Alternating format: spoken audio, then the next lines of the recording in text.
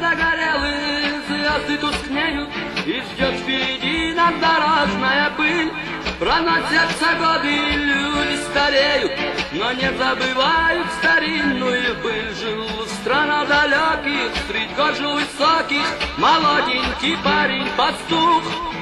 Он жил в деревеньке, играл на свирели, играл, аж захватывал дух.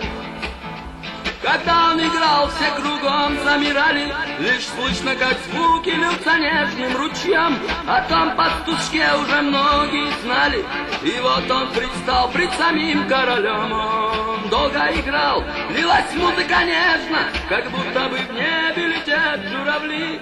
Они улетают, они тихо плачут, по щекам царя слезы вдруг потекли.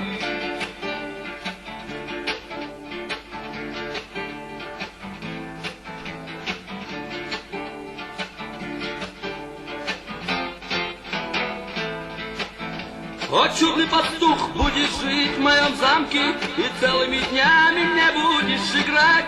Ты будешь в достатке, ты будешь как в сказке, и больше заботы не будешь ты знать. О, добрый король, за заботу спасибо, но мне лишь по сердцу свободная жизнь. Люблю свои горы, деревья и звезды, без них дня и дня не прожить.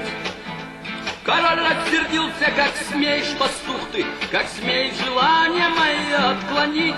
Схватите его и в оковы закуйте, в темнице сырой теперь будешь ты жить. А утром чуть свет королю доложили, что умер пастух, умер он от тоски.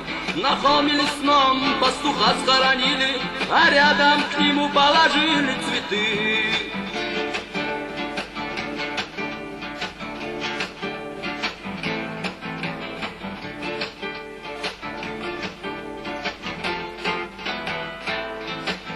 Костер догорелый, звезды тускнеют, и ждет впереди нам дорожная пыль. Проносятся годы, и люди стареют, но не забывают старинную быль. О, старый король, немало ты прожил, но истины старой понять ты не смог. Ведь певчая птица, коль пела на воле, в плену никогда не споет.